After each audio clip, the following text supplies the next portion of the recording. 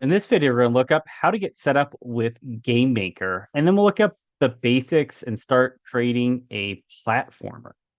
So first thing, you want to go ahead and download GameMaker. So if you click on download and download the version depending on your OS, and then you're also going to want to register so you can actually build out your projects. And after you do that, go ahead and open up GameMaker, and we're going to start a new project. And what's great is GameMaker does have quite a bit of different tutorials. You can also use the setup wizard to get a little more information about it. And we're just going to start off with a game. You can feel free to use one of these templates, but just in the beginning, let's just start off with a blank game. You go ahead and name it. I'm just going to call this platformer tutorial. And always be mindful at where this is actually saving on your computer. And go ahead and click Let's Go when you're ready. So this is our basic layout in GameMaker. On the right is our asset browser, and this essentially is everything within our game. And we're going to be mostly looking at our objects, our rooms, and our sprites. Down at the bottom, you have your debugging window, and we'll look more at our inspector as we kind of move along.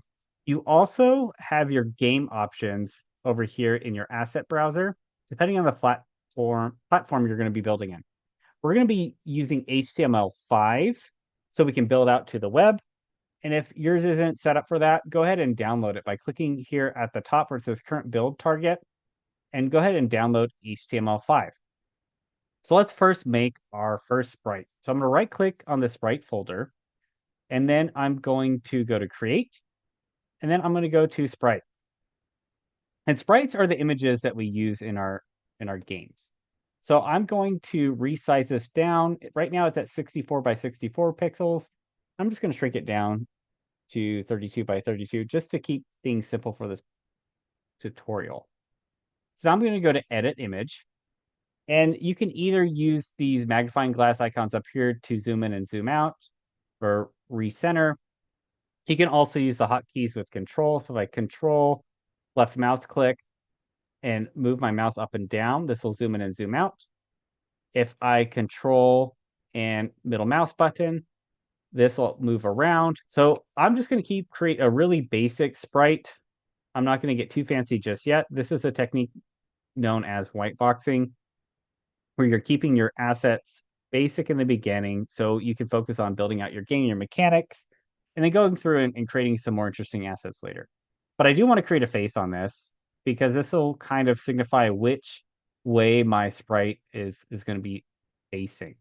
So I'll go ahead and create a mouth and an eye.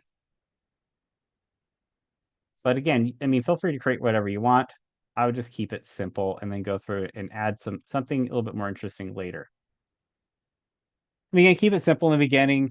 Don't get too crazy with it. Later, we can look at how to add an animation to our sprite. And you do that up here with this timeline. And I would simply, duplicate this frame and kind of create some changes as I move along to animate my sprite. But for now, I'm just going to keep it stagnant. So go ahead and close out of this window.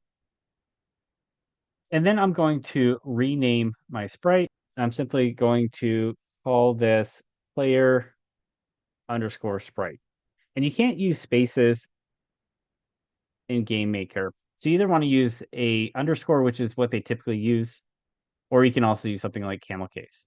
Now, this is just a sprite, which is just an image. We need to actually convert this into an object so we can actually have it do stuff like move. So I'm going to right click on my objects folder. I'm going to go to create. Then I'm going to go to object. And then I'm going to go ahead and add that sprite to this object that I created. And then I'm going to rename this as player underscore object. And, it's good just to make sure that you're naming everything so they make sense, keeps it clean and organized. So we're going to add a couple variables to our player object. And variables are values that allow us to reuse and kind of modify them. And the first one I'm going to add is we'll call walk speed. And we'll start this off with the number 3. And then I'll add another one and we'll call this one move X. And this one will stand for our movement of our player across the X-axis. So I can go ahead and close that out for now. Let's go ahead and add an event. And we're going to add a step event. And what this step event means, it's going to constantly update as the game is ran. To see how often that's happening, if you go up to File, Preferences, and under General Settings, you see that this is updated at a frame rate of 60 times per second. So the step function, that's how quick it's going to run and constantly update as the game is played.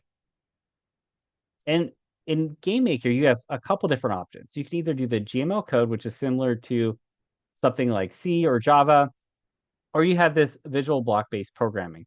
And I'll post the code, but for now, I'm going to be using just the visual. So go ahead and click OK, and then we can use our hotkeys to move over and see what our step functions are going to be doing. So the first thing we're going to do is we want to create an if statement. And the one I'm going to use is if key down. So I'm going to drag that over here into my window. And right now it's saying virtual keyboard space. I'm going to change that to my right.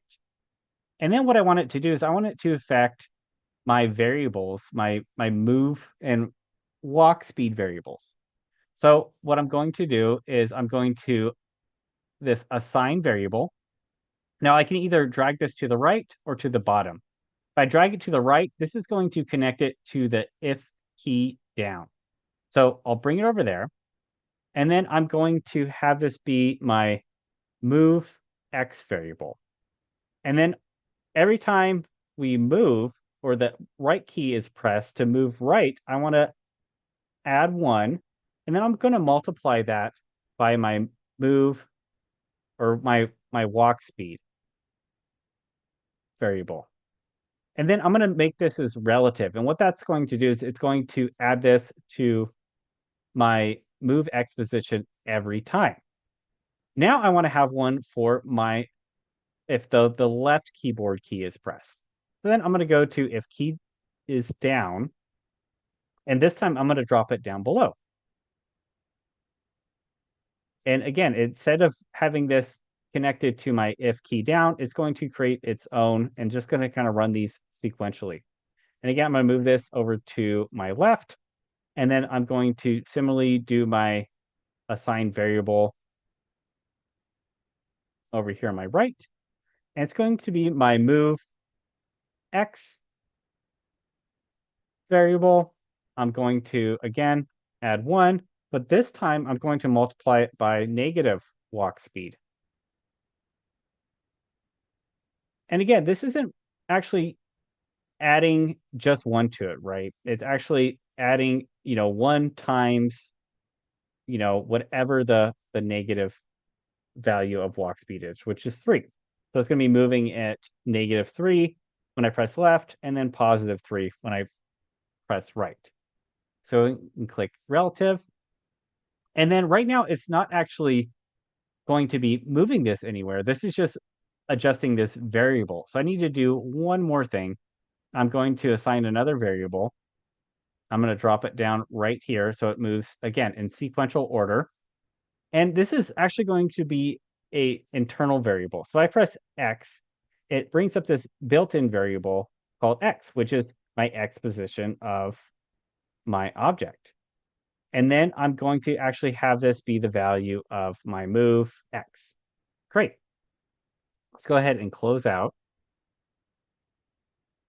And then actually need to create a room for our game to play in and for my player to move around in. So if I go over to rooms, there should be a room already set up for you. And you can go ahead and open that up. And here's our room space. Feel free to size it down to something a little bit smaller. Since this is kind of a pixel type game, I'll drop it down to 480 by 270. And I feel like that's a little bit more manageable. So let's go ahead and drop our player object. into our room. And then to test out our game, you simply go up to over here and run or press F5 for the hotkey.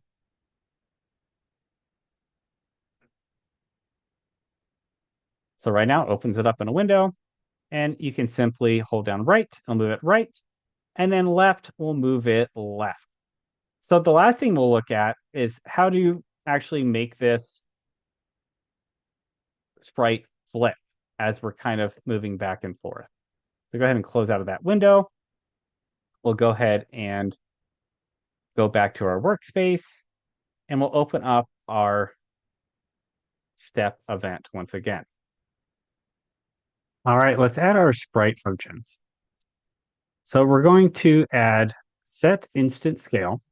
And for our right movement, we're just going to keep it as is because we're just going to want it to be how it's already facing. Now, for our negative direction, or for our left, we'll do that. We'll just change our horizontal value to negative. Let's go ahead and hit play to test this out. So now we can move left and right. And then we're going to also look at how to make our screen size a little bit bigger for a browser. And there's a couple ways you can do this. You can do this actually with some code, or we can do this within our game options here. So if I go to game options, HTML5, and we're going to go down to graphics, and we want to make sure that allow full screen switching is selected. We want to actually take off interpolate colors between pixels because this will have some weird pixel stretching. And then we also want to keep our current aspect ratio. So now if we hit play, we could type the F10 key on our keyboard, and this will allow us to enable full screen. But this isn't very efficient. So let's have it set up so it does it automatically. So we'll look at later in creating an object that we're specifically putting this within. But for now, let's just put this resize into our original step function because we do want it to be part of a step function that it constantly checks. Because if the browser size changes, we want it to change accordingly. So we're going to add this function call. And this is going to allow us to call a function and add some arguments in there to kind of justify what the parameters are going to be. And the one that we're looking at is going to be window, and it automatically pulls up some of them, and it's going to be set size. And you notice here, it has the parameters width and height. So those are going to be our arguments. And I go ahead and delete those brackets there. And I'm going to add another argument because remember, there's two there. There's the width and the height. And there's some also embedded variables or built-in variables, and those are luckily our browser width and our browser height, which is great. So this will be automatic. And then we're going to add, so now if we hit play, let's just test this out first.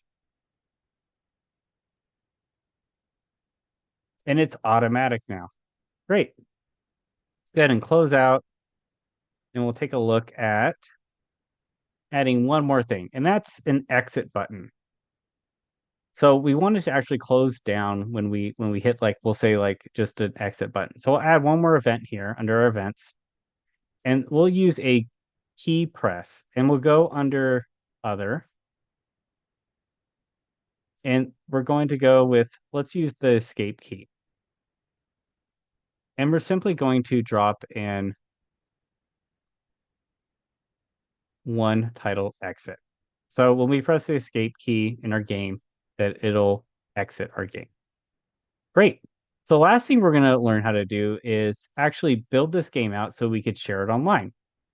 So if you were building this on Windows, it'd be an executable. But if we go to this create executable file, since this is HTML, it's going to allow us to package this as a zip. And we're going to actually put this on our online storage. And that could be, you could host it on your GitHub, but for this example, I'm going to host it on itch.io. So I'll create a new project and we'll call this platformer. I'll just call it GameMaker platformer tutorial. And then I'm going to, since it's an HTML file, I'm going to switch this for an HTML file here under the kind of project. And you'll have a zip for this, or an HTML file. We have a zip, so that keeps it great. And then we're going to upload our file, and we're going to upload our zip. And then we're going to allow it to have a full screen button, which I always like. So after that, we'll hit save and view page to test it out, hit play, and right now it automatically sizes it for our small window on itch. And then we can also enlarge it. And since we have it within our step event, it automatically resizes it to that. And then if we press escape, it closes. So one last step too on itch, as always, make sure that you're clicking on where it says draft, and then you're going to make sure that it's set to public and save it. So when you share it, other people can see it as well. And then in our next video, we'll take a look at adding a little bit more functionality to our platformer, such as jumping and some actual platforms.